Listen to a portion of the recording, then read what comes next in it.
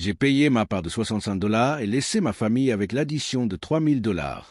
Le serveur n'a pas demandé comment on allait partager, n'a pas posé le dossier au centre de la table, il est passé devant mes parents, devant mon petit frère Tyler, le fêté, et a déposé l'addition directement dans ma main avec une précision subtile et calculée qui a résonné comme un coup de marteau me condamnant à une amende que je n'avais pas acceptée. J'ai regardé le jeune serveur, qui a haussé les épaules avec une légère excuse dans le regard avant de disparaître dans l'ombre du restaurant. J'ai jeté un coup d'œil autour de la table, 12 personnes, mes parents, Tyler, sa nouvelle copine, sa sœur et 6 des associés de Tyler, des types en costume cintrés parlant fort de crypto-monnaie et de culture du business tout en commandant des entrées comme s'ils n'avaient pas mangé depuis des jours. J'ai ouvert le dossier. 3240,58 $. J'ai eu un coup au cœur, non pas parce que je n'avais pas les moyens de payer, mais parce que je savais exactement ce qui se tramait. Ce n'était pas un dîner, c'était une véritable arnaque. Dans la famille Collins, il y a 2 rôles, Tyler, le rêveur, et moi, Jason, la valeur sûre. Tyler a 28 ans, il est DJ, coach sportif, trader et maintenant ambassadeur de marque. Il conduit une Audi en leasing qu'il ne peut pas se permettre et vit dans le sous-sol aménagé de mes parents. Mes parents l'adorent, le sauvant de mauvais investissements et de dettes de cartes de crédit en lui promettant qu'il est sur le point de réussir. J'ai 32 ans, je suis ingénieur structure, je conduis une Toyota Camry de 4 ans, je vis dans un modeste appartement. Je cotise au maximum à mon plan d'épargne retraite. Je suis calme, ennuyeux et, aux yeux de ma famille, le roi de la banque. Tout avait été minutieusement préparé. Ma mère m'avait envoyé un texto 2 semaines auparavant. On emmène Tyler dîner pour son anniversaire. Toute la famille. S'il te plaît, Jason, il t'admire. La formulation laissait entendre qu'il recevait.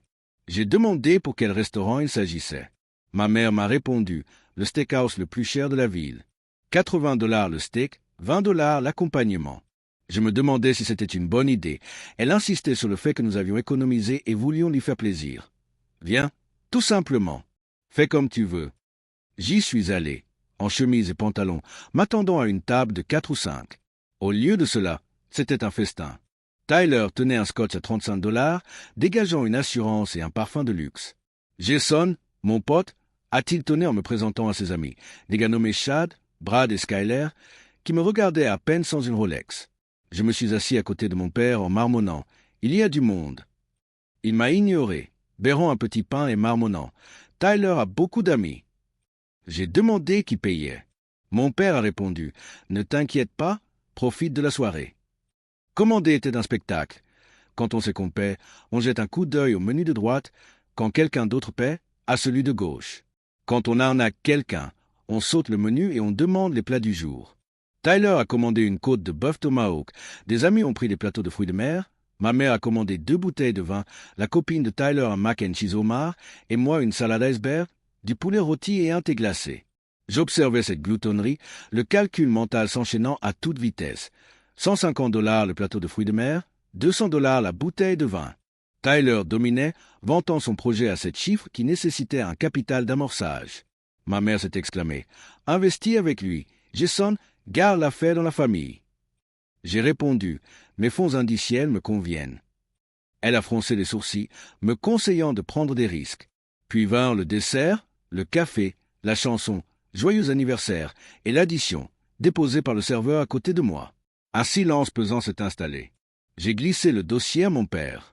« Excellent dîner, merci de m'avoir invité. » Il a ri nerveusement et me l'a rendu. J'ai dit « C'est inadmissible de se servir de moi comme d'une carte de crédit pour que Tyler puisse jouer au millionnaire. » Tyler a rétorqué « Tu gagnes plus que moi en un an. Tu m'humilies. » J'ai dit « Tu te ridiculises, tu commandes un train de vie que tu ne peux pas te permettre et tu t'attends à ce que je le finance. La famille s'entraide. » Maman a eu les larmes aux yeux et a dit « On est une équipe. » J'ai rouvert le dossier, pris mon téléphone et calculé ma part, salade iceberg, poulet rôti, thé glacé, taxes, pourboire, 65 $, plus 25% pour le serveur. Je me suis levé. Papa m'a ordonné de m'asseoir, en criant « Tu ne pars pas ?» J'ai dit « J'arrête l'hémorragie. » J'ai regardé les amis de Tyler. Ravi de vous avoir rencontré. Bonne chance. Service voiturier. 40 $, espèce uniquement. Je suis allé vers la porte, l'air frais de la nuit, les mains tremblantes d'adrénaline. Pour la première fois, j'avais dit non sans hésiter. Mon téléphone a vibré. Maman paniquée. Papa honteux, Tyler qui m'insulte. Je n'ai pas répondu. Je suis rentré chez moi en silence. J'ai repassé la scène en revue, me demandant si j'avais été trop dur, envisageant de payer la moitié. Puis je me suis souvenu du serveur posant l'addition à côté de moi, signalant le piège. Le lendemain matin, les conséquences furent explosives. La publication Facebook de maman, recadrée, montrait Tyler se réjouissant malgré les tentatives de la famille pour gâcher sa joie. Ma tante m'a envoyé un texto à propos de l'utilisation à outrance de la carte de crédit d'urgence de papa pour ce médicament. La culpabilité me rongeait. J'ai failli appeler, failli payer par Venmo. Puis j'ai pensé à mes économies, à mon dur labeur, à leur mauvaise décision restée secrète. J'ai envoyé un courriel groupé proposant de régler la facture à une condition. Consulter le plan d'affaires et le budget de Tyler, ainsi que les relevés de crédit de papa pour restructurer la dette. Silence radio. Puis papa, comment oses-tu? Nos finances sont privées. J'ai ri dans ma cuisine vide. Il ne voulait pas d'aide, il voulait un chèque en blanc. Je n'ai jamais payé. Des semaines plus tard, les associés de Tyler ont disparu sans laisser de traces. L'entreprise s'est effondrée. Retour aux jeux vidéo au sous-sol. Mes parents continuent d'envoyer des textos sans prévenir, des liens GoFundMe, des articles passifs-agressifs. J'ai arrêté les dîners de famille. J'en ai organisé moi-même. La semaine dernière, je suis retourné seul à mon restaurant préféré. Je me suis assis au bar. J'ai commandé une tomahawk et un verre de Scott's. Le même serveur m'a reconnu, a souri. Légendaire. D'habitude, les gens cèdent. J'ai avoué que j'avais l'impression d'avoir échappé à une évasion. Le dîner est pour moi ce soir, a-t-il dit en me servant le Scott's. Eh bien, le verre et le steak sont pour vous. D'accord, ai-je répondu. J'ai mangé, savouré le charbon de bois, le romarin, le bœuf savoureux, mais surtout la seule chose que l'argent achète vraiment, des limites.